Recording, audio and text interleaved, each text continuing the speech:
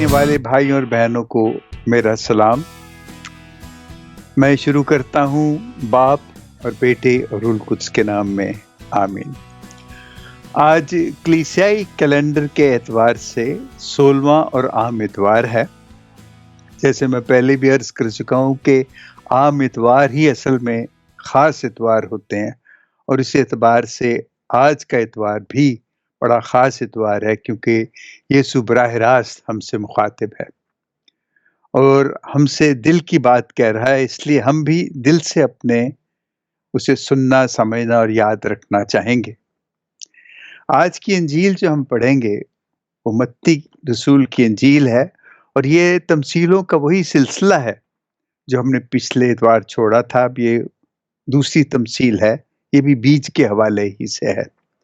और ये इस तरह यूं है कि मत्ती की इंजील उसका 13वां बाब 24वीं आयत से लेके 30वीं आयत तक। बाज़ जगहों पे आप ये भी देखेंगे कि पूरी ये इंजील जो है 24वीं आयत से लेके और ये पढ़ी जाती है तकरीबन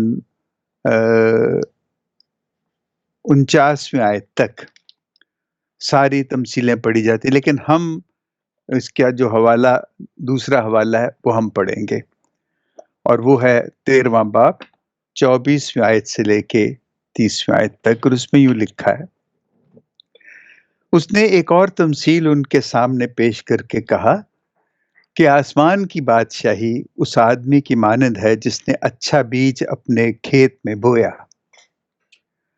लेकिन जब लोग सो गए तो उसका दुश्मन आया और गेहूं में जवान बोकर चला गया। जिस वक्त पत्ते लगे और बालें निकली तब जवान भी जाहिर हुआ। तो घर के मालिक गुलामों ने आकर उससे कहा, ऐ साहब, क्या तूने अपने खेत में अच्छा बीज ना बोया था? फिर जवान कहां से आ गया? उसने उनसे कहा, किसी दुश्मन ने यह किया है। तब गुलामों ने उससे कहा, तू क्या चाहता है कि हम जाकर उसे जमा करें? मगर उसने कहा, नहीं, ऐसा ना हो कि जब तुम जवान को जमा करो तो उसके साथ गेहूं भी उखाड़ लो। कटाई के दिन दोनों को इकट्ठा बढ़ने दो, कि मैं कटाई के वक्त काटने वालों से कह दूंगा कि पहले जवान जमा कर लो और जलाने के बाद से उसके गट्ठे बांध लो, मगर गेहूं मेरे खित्ते में जमा करो। अंजील जलील के वसीले से हमारी खताएं माफ की जाएं। ऐ मसीह तेरी सताइश हो। बज़ाहिर ये अंजील तो बहुत सीधी सी है। जब ये अंजील यीशु सुना चुकता है तो एक घर में जाते हैं, और अक्सर यही होता है कि अंजील के बाद यीशु घर में जाता है और वहाँ शागिर्दों को और शागिर्दों के पूछने पर उनको इसकी की वजाहत करता है कि ये अंजील असल में क्या है। और बड़ी सीधी से उसने उनसे कहा कि ये खेत के जवान की तमसील से उसने समझाया कि अच्छे बीज का बोने वाला इब्ने इंसान है, खेत दुनिया है, अच्छा बीज बादशाही के फर्जंद है और जवान बदी के फर्जंद है, और वो दुश्मन जिसने उसे बोया शैतान है। और कटाई का वक्त वो आखिरत का दिन है जब नेक और बद जो हैं उनको उनके मुताबिक सिला मिलेगा। अब देखें, सीधी सी बात है कि यीशु ने तो हमें ये बता दिया, लेकिन यहाँ बात खत्म नहीं होती, बात तो यहीं से शुरू होती है। हर एक को अपने अपने हिसाब से, ये मैं पहले भी मैं कह चुका हूँ कि तमसील जो होती है उसकी कोई एक वजाहत नहीं होती, और वो जब बयान की जाती है तो सुनने वाले जितने होते हैं वो अपने अपने हिसाब से, अपने अपने एतबार से, अपनी सोच, अपनी समझ, अपने इल्म के हिसाब से उसके मानी अख्ज़ करते हैं। और इस तमसील में भी ऐसे ही है कि देखें, खुदा ने हर किस्म के लोग बनाए। उसने इंसान को अपनी शक्ल पे बनाया, और उसने इंसान को अपनी शक्ल पे बनाया, उसके दिल के खेत में अपनी फसल बोई। यीशु ने तो कहा ना कि खेत ये दुनिया है। मैं कहता हूं कि वो खेत जो है वो मेरा अपना दिल है, आपका दिल है। उस दिल में खुदा ने फसल बोई है, اور उसने फसल बोई है मोहब्बत की, ईमान की, उम्मीद की। मगर उस खेत में दुश्मन ने आके जो फसल बोई है, अब दुश्मन कौन है? शैतान है, और खेत वही है मेरा दिल, उसी दिल में नेकी भी है, ईमान, उम्मीद और मोहब्बत है, और उसी में अब बदी आके क्या करती है कि ईमान की बजाय वहाँ पे शक और झूठ पैदा हो जाता है, और उम्मीद की बजाय वहाँ पे उम्मीद के साथ वहाँ पे मायूसी पैदा होती है, और मायूसी के बाद उसके साथ जो मोहब्बत है उसमें नफ़रत, हसद, लालच और जाने क्या-क्या है। ये दोनों फसलें हमारे दिल में हमारे साथ बढ़ती हैं। अब इनकी कटाई का वक़्त क्या है? कौन-सा वक़्त होगा कटाई का? क्या हम इस बदी और नेकी के साथ हम पलते रहेंगे? ऐसे नहीं होता, क्योंकि ये जो कटाई का वक़्त है हमारी ज़िंदगियों में बार-बार आता है। एक दफ़ा हम यूबिया में, पहाड़ियों में एक जगह है, वहाँ हम गए, तो वहाँ पे हम कोई 10-12 लोग थे, और ये हमारा एक छोटा-सा ग्रुप था, बल्कि एक कम्युनिटी थी, और वो हम अक्सर इकट्ठे रहते, और हम इस तरह की यीशु के बारे में, दुनिया के बारे में हम बहुत बातें करते थे। तो वहाँ पे हम मेरे साथी ने, मेरे दोस्त गुल परवेज़ ने, ये मरे कॉलेज में प्रोफ़ेसर हैं अंग्रेज़ी के। उन्होंने पहली दफ़ा मैंने ये टर्म सुनी, ये तरकीब सुनी, ये इस्लाह कह लें इसे आप। अ, उन्होंने कहा कि ये जब हम ऐसी जगहों पे आते हैं तो ये हम सोल मेंडिंग करते हैं। मुझे बड़ा अच्छा लगा, सोल मेंडिंग, अपनी रूह की मरम्मत करते हैं। और रूह की मरम्मत ही दरअसल ये है कि जब हम फसल काटते हैं ना, अपने दिल के अंदर बदी और नेकी दोनों की फसल, और फसल काटने का मतलब है कि जब हम एहसास करते हैं कि हम कहाँ हैं, क्या हैं, किधर जा रहे हैं, क्या कर रहे हैं, हमारी ज़िंदगी में क्या होना चाहिए, हम क्या कर रहे हैं। ये वो तमाम एहसासात हैं, ये सोच है, जिसको हम कहते हैं कि, और इसी को सोल मेंडिंग भी कहते हैं। क्योंकि खुदा ने हमें ये इदराक बख्शा है कि हम अच्छे-बुरे की तमीज़ कर सकते हैं। उसने जो हमें खूबसूरत चीज़ दी है, वो है हमारा ज़मीर।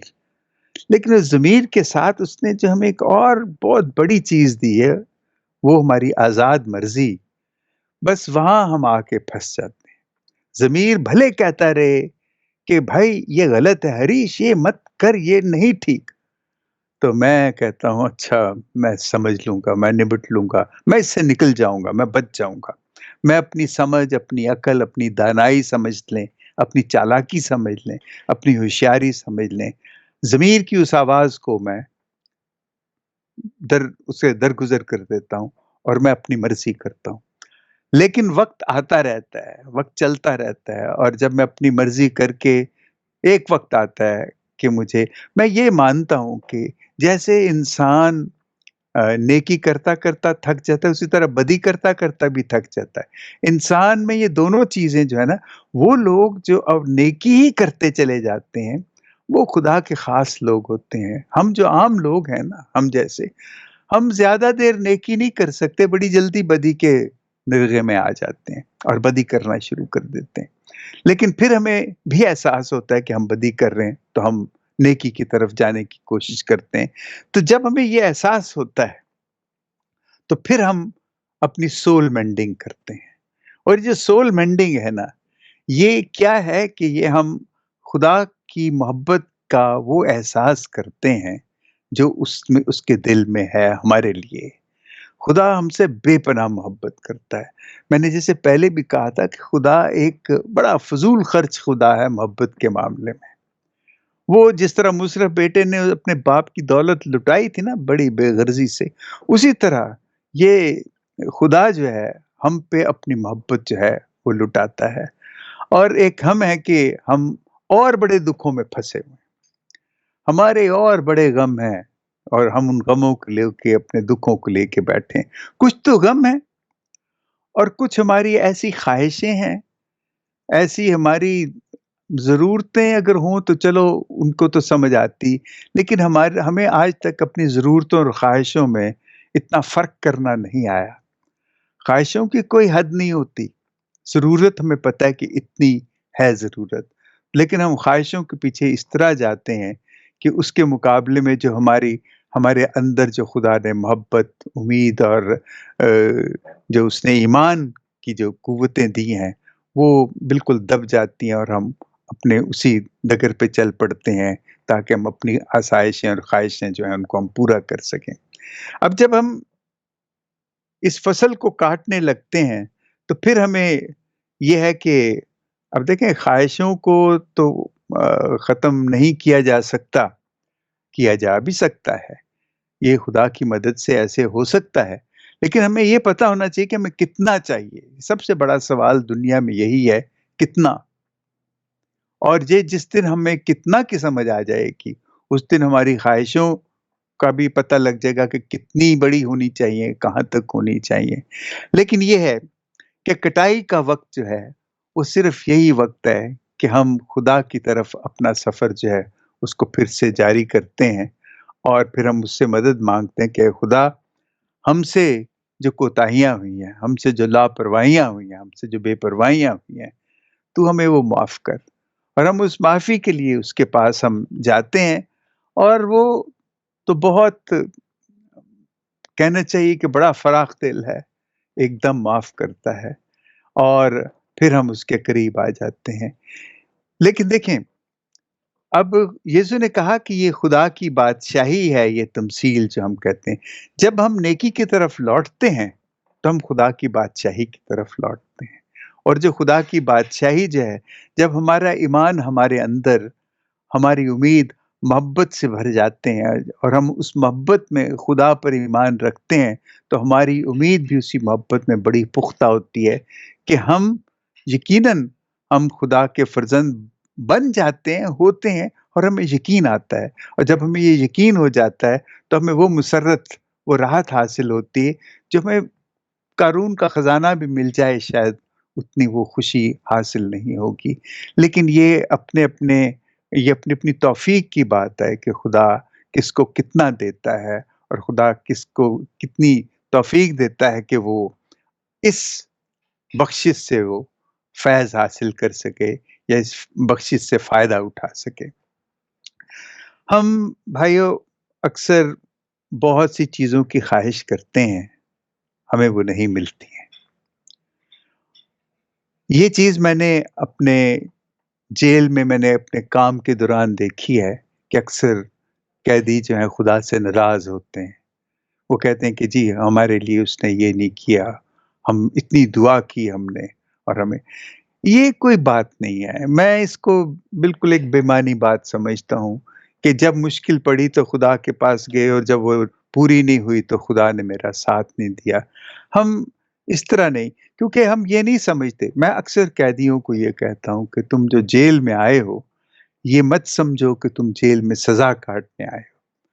خدا نے تمہیں ایک موقع دیا ہے کہ آپ عصر نو اپنی زندگی کے بارے میں سوچ سکو، کیونکہ یہ سوچنا ہی جو ہے یہ فصل کی کٹائی ہے کہ جب ہم بدی اور نیکی کو الگ کرتے ہیں۔ یہ سوچ ہے جو ہمیں یہ ادراک دیتی ہے، یہ سمجھ دیتی ہے کہ ہم نیکی اور بدی کا فرق کر سکیں۔ اور جیل میں آ کے قیدیوں کے پاس صرف سوچنے کے علاوہ اور کوئی کام نہیں ہے۔ وہ سوتے ہیں یا سوچتے ہیں، اور ان کے پاس کوئی کام نہیں ہوتا۔ اور یہ سوچنا جو ہے اور یہ سمجھنا، اگر ان کو یہ بات سمجھ آ جائے کہ وہ قید میں اس لیے آئے ہیں، خدا نے ان کو اس لیے بھیجا ہے کہ وہ اپنی زندگی پہ غور کرنا شروع کریں، اور اپنا اسکرپٹ آف لائف جو ہے، اپنی زندگی کا جو اپنا نیا طریقہ کار جو ہے، اس کو وہ تحریر کریں، اور اس کو تحریر کر کے اپنی نئی زندگی بسر کرنے کی کوشش۔ یہ بلکہ قیدیوں کا نہیں، ہم سب کا یہ ہے کہ ہمیں ہمیشہ وقت کہیں نہ کہیں، کبھی نہ کبھی یہ ضرور ہمیں چاہیے کہ ہم اپنے زندگی کا جائزہ لیں، اور آنے والی زندگی کے لیے اپنا نیا کوئی طریقہ کار اختیار کریں، نیا اسکرپٹ لکھیں کہ ہم نے آئندہ آگے چل کے کیا کرنا ہے۔ اس کے علاوہ کچھ لوگوں نے مجھے پوچھا کہ آپ نے بات کی تھی کہ کہانی اور سچ کی شادی کے بعد ان کے جو بچے ہیں وہ 4 اور بچے کون سے ہیں، وہ بھی ہمیں بتائیں۔ تمثیل تو آپ نے بتا دیا، تو ان کے لیے میں تھوڑا سا بتا دوں گو کہ یہ اتنا ضروری نہیں ہے، لیکن پھر بھی चूँकि उन्होंने कहा है मैं बताना चाहता हूँ। जो उसका एक और बच्चा जो है ना, उसको हम कहते हैं मिथ कहते हैं उसे, मिथ। ये भी कहानी होती है, लेकिन ये सच्ची नहीं होती। ये पुराने वक़्तों की कोई कहानी है और वो सीना-ब-सीना चली आती है, लिखी जाती है और लोग उसे बड़े गौर से सुनते हैं और वो तिलिस्माती किस्म की चीज़ें होती हैं उसमें और उनको बड़े गौर से सुनते हैं। ये कहानी की एक किस्म है। ये सच और कहानी का जो जो मिलाप है ना, उसमें ये पैदा होती है। कभी-कभी इसमें कोई सच भी होता है, लेकिन ज़्यादातर ये सारी बनाई हुई कहानी होती है। दूसरी जो इसकी जो चीज़ है वो है, उसको कहते हैं सबक आमूज़ कहानियाँ। ये भी सच और कहानी के मिलाप से एक चीज़ पैदा होती है, सबक आमूज़ कहानी। उनको एपोलॉग कहते हैं अंग्रेज़ी में और ये कहानियाँ जो हैं आपने सुनी होंगी शेख सादी की कहानियाँ हैं। एक रोमन राइटर था एज़ोप उसकी कहानियाँ हैं। हमने आपने सुने होंगे कछुआ और खरगोश की कहानी, वो चालाक लोमड़ी की कहानी, लालची कुत्ते की कहानी। ये कहानियाँ सबक आमूज़ कहानियाँ हैं और ये उस ज़माने की हैं कि जब मतलब आप ये आज के ज़माने में ये भी इंसानों की दुरुस्ती के लिए, इंसानों को सही राह पे लगाने के लिए होती हैं। उसके बाद एक और चीज़ होती है जिसे हम कहते हैं एक कहानी होती है, वो भी एक्शन होता है। वो ये नॉवल जो होते हैं, ये नॉवल ऐसी कहानियाँ हैं जो आज के ज़माने के कैरेक्टर्स हैं और ये आज के ज़माने के और उनमें हम अपने आप को भी देखते हैं। इनमें सच भी होता है, झूठ भी होता है, लेकिन ये कहानी और सच के मिलाप से ये भी पैदा होती है। और जो अगली चीज़ जो आपको मैं पहले बता चुका हूँ, वो ज़ाहिर है कि तमसील है और तमसील के बाद जो एक और बड़ी ज़बरदस्त चीज़ है सच और कहानी के मिलाप से, वो है तंज़ व मज़ाह, सटायर। ये ऐसी चीज़ है कि इसमें सच भी होता है और कुछ एग्ज़ैजरेशन भी होती है और लेकिन ये आम तौर पे एक सच को ये जो हिपोक्रिट्स होते हैं, रियाकार होते हैं ना, उनकी रियाकारी को ज़ाहिर करने के लिए ये इस्तेमाल की जाती है आम तौर पे।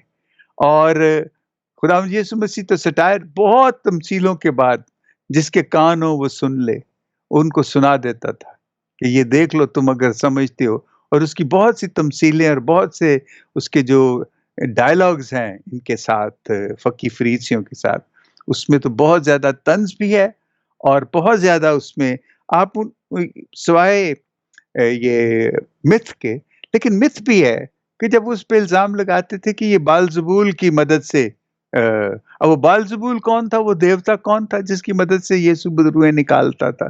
तो वो भी एक मिथ थी। तो इस तरह ये ज़िंदगी में ये सारी चीज़ें जो हैं, ये भी कुछ रंग भरती हैं और कुछ अच्छा लगता है। तो इसलिए मैंने एक ज़िक्र किया था, लेकिन इसका कोई मेरा मकसद ये नहीं था कि वो आप ज़रूर इसके बारे में जानें, लेकिन यही मैं आपको बता सकता हूँ। आमीन। बाप और बेटे और रूह कुद्स के नाम में, आमीन।